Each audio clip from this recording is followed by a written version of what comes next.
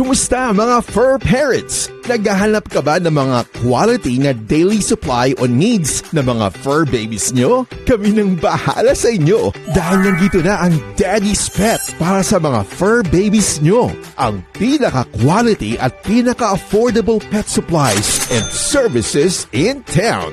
We offer all kinds of pet supplies and all kinds of services like pet grooming, pet boarding, pet rehoming, and many more. And of course, andyan na rin ang pet gifts for your special someone. Hatid rin namin ang mga mababait na staff para sa mga fur babies nyo, kaya naman we ensure na safe at comfortable ang mga fur babies nyo. So what are you waiting for, mga ka-fur parents? Daddy's Pet. Affordable na presyo para sa mataas na standard na serbisyo. Visit us now! Welcome to Daddy's Pet Talk. Ikaw at ang iyong pet, ang bida. Ma'am, magandang araw po sa'yo. Magandang umaga. Ma'am, maaari niyo bang ipakilala ang inyong mga pet sa ating mga ka-pet talk? Hello, magandang umaga. Ito po yung dalawa kong pets. Ito po si Smolly at ito naman po si Prince. So si Smolly po, 8 years na po sa akin. 8 years, 8 taon na po siya. Ito naman po si Prince, 7 taon na din po siya sa akin. So, ito po yung mga mababait po ng mga alaga ko. But actually, I have 4 dogs. I have Chihuahua, I have Shih Tzu, tsaka I have Dachshund. And this one, Smolly, Pomeranian, but he's Asian. Pero ito yung pinakamalambing ko na aso. And this one, I have 3 cats also. I have 2 Persian and I have exotic Persian cat. And they are all big family. So I live alone and together with my cats. So ito lang talaga yung ano ko, stress. Pagtanggal sa stress ng mga cats. Ma'am Pierre, mukhang hindi kayo halatang pet lover ah. Yes. Sa dami ng pets nyo, talagang iba yung pagmamahal na binibigay mo.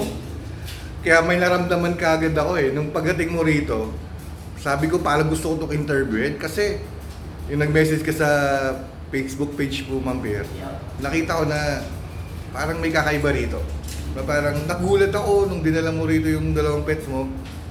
Sabi ko, kailangan ko interview ito kasi gusto ko may pagmalaki mo. Biglang nagulat ako, pero kami ka palang pets. Grabe. Ma'am Pierre, Yes. paano kayo pinagtagpo ni Papi Smolly at ni Kitten Prince po? Okay, actually, I have, isa lang po talaga yung aso ko. Ito lang po talaga si Smolly. So, binigay ko sa pinaka-best friend ko. Actually, I'm from Cebu, and galing pa to si Smolly sa Cebu. So, binabiyahe ko pa to siya through land trip. So, times yun sa COVID, tsaka wala naman din. Tinatago ko lang siya, dito lang talaga siya sa harap ko habang nag-travel kami. Then, ito naman si Prince, binigay ko sa kaibigan ng mama ko. And actually, hindi ako mahilig sa pusa because parang boring sila rather than sa mga aso. Pero when Prince punta si Prince sa buhay ko, iba talaga, iba din pala yung pusa. Napakalambing din pala. Tsaka natatanggal ko sila ng mga bad spirits. Yung ganun, parang isa siya sa mga lucky charm ko sa araw-araw ko na.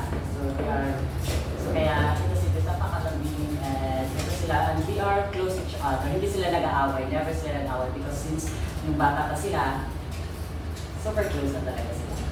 Grabe no, talagang iba talaga yung binigay sa inyo yung dalawang pets nyo at ng mga ibang pets nyo po pang Ma'am Pierre. Ma'am Pierre, maaari nyo bang i-share? Siyempre may struggles yan lalo na yung first 1 month to 2 months po. Pwede mong i-share yung mga struggles na mga nangyari?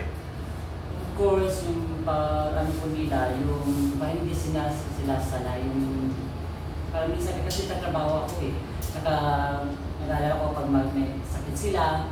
Kasi ito dati nag-ano to siya parang bakterya, parang inanuan ng sakit siya. Opo. Nakakala ko na talaga na mamatay na talaga siya. So, nag-live po ako noon ng 1 week nung nagkasakit ko siya, tapos pinutet ko. So, lahat ng mga sahod ko, binigay ko lahat dito sa mga pets ko. So, ito lang po na pinagturunan ko ng pets ko. So, ito po. Kaya nung bata pa po sila, alagang-alaga ko na po sila. Grabe talaga yung pagmamahal niyo po eh. Mapipili ba yan, Ma'am Pierre, sa pagkain yung dalawa? Hindi naman. Kahit ano lahat ng binibigay ko sa kanila pagka hindi naman. Hindi sila mapili. Meron may special treat ka sa kanila pag sobrang, kunyari, may extra money ka. May special treat ka bang binibigay sa dalawa ngayon? Binibigyan ko na sila. Actually, meron sila sa sariling kwarto. So, Oh. tinagawa ko din po sila ng mga page ng mga pusa, yun sa wall, parang gano'n, diyan laruan nila. Actually, mas malaki pa nga yung kwarto nila kaysa kwarto ko eh. So, they are special. So, naging anak ko, ang mga anak ko talaga. Tignan mo si Smolly talaga nakaharap lang siya sa'yo. Ang lambing, alam mo yun? Oh. Ayaw niya ngayon. Ito yung pinakalambing ko rin na aso. Lahat ng aso, napakalambing. Ito yung pinakasiloso na aso ko. Ayaw niya na kapag nilambing ko yung isa, dapat kasama siya. Yung ganun siya. Kasi ito yung pinakasiloso ko na aso. Ma'am Pierre, syempre Yes. may budget na tinatawag yan. Kaya ang dami mong pets. Paano mo binabudget ang mga pera nyo pagdating sa mga pangangailangan ng mga pets nyo po? Ako hindi naman, wala mong pakialam sa mga gastusin dito eh. Tsaka hindi ako hinayang kapag mastos talaga ako ng malaki sa kanila. Kasi actually kapag galing ako sa trabaho, sila yung stress reliever ko. Pagdating mawala yung pagod ko sa trabaho. So, whatever kung malaki pa yung magagastos ko sa kanila, yung pagkain, hindi na mas masarap ang yung pagkain mo kaysa akin. Wala mong bakit. Kasi buhay ko na ko sila. Grabe. Ito, Ma'am Pierre, Yes. kapag may lakad, yung mga pamilya nyo, sinasama nyo ba? Halimbawa, pag pumunta kayo sa mall, sa resort, or sa province, tulad kayo na yung kinuwento mo, naisasama mo pa rin ba sila? Parehas? Sa ngayon kasi ang dami ko na, hindi ko na sila maisama lahat. So, ginagawa ko lang, pag-time ko lang po sa day off, doon lang po ako sa party nila, doon lang po kami naglalaro. Then, yung mga aso ko lang, ang aso ko, lakad-lakad ko lang sa labas, then yung mga pusa ko, gano'n ko lang, nilalambing ko lang sila. Yun yung talaga, every day off ko, naglalaro sila. Ma'am Pierre, ikaw lang talaga yung alpha niyan ng dalawang yan. Katla na sinusunod nila, ikaw lang talaga. Wala nang iba. Wala. Ito naman, Ma'am Pierre. Siyempre, alam kong sa dami at alam kong sobrang pet lover mo, na alam ko ang tinuturing mo sa kanila is part of the family. Yes. Pet sila, pero hindi sila yun eh. Part of the family, lalong-lalo sa pagmamahal mo eh. Ano naman ang mga bagay na nagbago sa buhay mo nung dumating yung mga pets mo po? Nung dumating sila sa akin, kasi nung wala pa sila, gala ko eh. Lagi ako sa party, lagi ako lumalabas, lagi ako na kapag sa day off, katapos ko sa trabaho niya, napapartada ako. So hindi ako makapag-ipon talaga ng malaki dahil para sa ako. Nung dumating na sila sa buhay ko, parang nakapag-low na rin ako. Then, natuwa na yung mga magulang ko kasi nasa bahay na lang ako lagi pagkatapos ko sa trabaho, bahay ako agad. Kasi lagi ko sila sa akin. Malaking tulong ko bakit ko sa malaking pagbabago. Grabe yung twist, no? Talagang iba. Lalo si Smolly, grabe oh, masyadong siyang clingy, no? Siyempre, hindi natin nilabas si Prince kasi nagugulat sa mga alaga natin dito. Pero, Ma'am Pierre, kita mo naman, di ba? Tumahimik yung mga maingay dito. Yes. Na habang ini-interview kayo. Grabe, di ba? Ito naman po. Ma'am Pierre, 5 to 10 years from now, nako, 18 years old na or 13 years old na si Smolly. Anong gusto mong iwang message sa kanila habang nandito pa sila sa dating, nandito pa tayo? Pwede mo ba silang bigyan ng message? Araw-araw ko naman talaga sila ng message. Pag uwi ko sa bahay, lagi ko sila.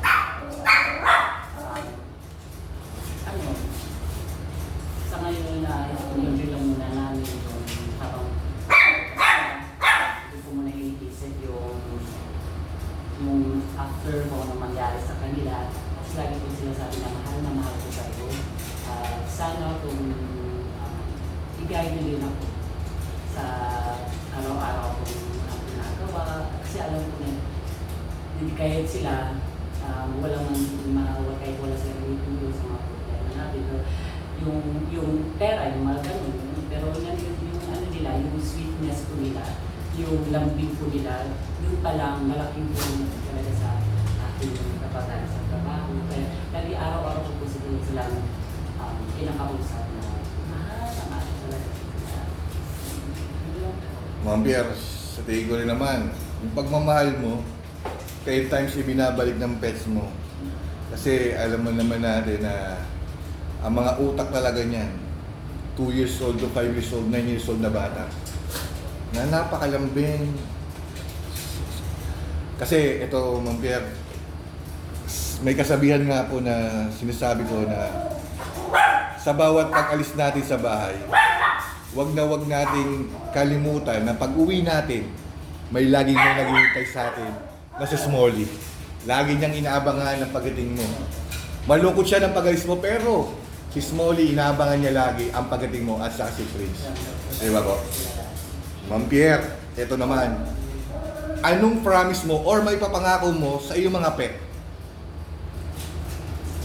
Pangako ko lang sa kanila. Sana maging malusog sila, lagi, saka na tumagal pa sila, makasama ko pa sila ng tagalan, saka mabait naman din sila. Ano lang, malakas lang po sila. Kasi Ma'am Pierre, 8 years na si Molly. Pinagdaanan niyo na yung mga lockdown. Talagang siya yung nakasama mo from thick or thin. Ito, may mga kapetok tayo na first timer na gustong mag-alaga ng mga pets. Baka pwede mo silang bigyan ng advice para at least habang kukuha or bibili or may magbibigay sa ng pets, para alam nila kung dapat nilang mga gawin. Advice ko lang sa gustong malalaga ng mga pet, ito sila, hindi po sila malalagaan. Hindi lang po sila display kasi pinipili natin kasi maganda, kasi may pangyayabang tayo, kasi may ganito tayo. Dapat kapag mag-alaga po tayo ng mga pets po, dapat yung totoo talaga, yung pag-alaga na parang anak mo sila, yung pag-ibig lang na sila, kahit anong mangyari, tsaka lagi kang handa kung anong mangyari sa mga pets. Ako Ma'am Pierre, na ako po yung nagagalak at na kilala ko yung first time ko kayo dito. Talagang ininsist ko na kung pwede kayong interview, nagpaalam ako sa'yo. Kasi alam ko meron kang kwento na talagang paano mo ipagmamalaki yung pets mo. At yung pagmamahal mo kasi, nagulat din ako, dami mo palang pets. Bago natin sila i-groom, ininsist ko talaga na pwede kang ma-interview. Nagpapasalamat talaga ako sa'yo. Kaya taas ng kamay ko sa pagmamahal mo sa mga pet na tinatawag natin talaga part of the family. Ma'am Pierre, pwede ka po mag-shoutout, pwedeng taga sa Cebu, shoutout ka, pwede ka mag-Bisaya. Kung sino gusto mong i-shoutout, pwede ka po mag-shoutout. Shoutout po ako sa lahat po na taga Cebu City, sa Camotes Island po. Hello mga Jazz, kumusta mo diha, then mga taga Leyte, sa mga friends, yung mga college friends ko diha, mga kababata diha sa Leyte. Natupong na yung mga pets ko diha, ibaw ko na grabe kayo mong malaga sa mga inyong mga rero, pero ayun po sa mukha hard kayo sa inyong mga alaga. So, padayon lang yun pag-alaga, padayon lang din ninyo pasagin yung mga ito kayo. Gusto namin sa pagkitapunin sila. Then, sa ako katrabaho diya sa Dex Dimsum Dynastic Incorporated diya sa San Juan sa Baraswain Street. Hello diya mga daidong, di ako kinagpagupit ko din sa akong mga iriki. Kuan wala na baligo na kaay dagan na tanda man ako sa kakalbuhan. So hello ninyo diyan tanan to Sir Justin, to Ma'am Ariel, hello Ma'am. Alam mo Ma'am Pierre, habang yung unang tanong ko kanina, nung nagsasalita ka na, hanggang ito sa huling to, nakangiti lang ako. Yung ngiti ko na genuine po, talagang grabe. Sa mga manonood ng Daddy's Pet Talk, please like, share, and subscribe at mag-comment kayo kung nagustuhan nyo ang interview natin kay Papi Smolly at kay Kitten Prince. Baka kayo naman po ang susunod na ma-interview sa Daddy's Pet Talk. Ma'am Pierre, dito po kahit di naman po kayo magpa-groom, bumili ng accessories or dog food or magpa-pet boarding, pag gusto mo ipagmalaki yung pets mo, pumunta lang kayo rito. Talagang, kasi yun talagang purpose ko na ipagmalaki natin yung pets eh. Kasi wala pang gumagawa nito eh. Tayo pa lang gumagawa. At natutuwa ako, naging party po kayo nito. Ikaw, Ma'am Pierre, at Papi Molly, at si Kitten Prince, sa Daddy's Pet Talk. Kayo ang bida. Ma'am, maraming salamat po, Ma'am Pierre. Thank you.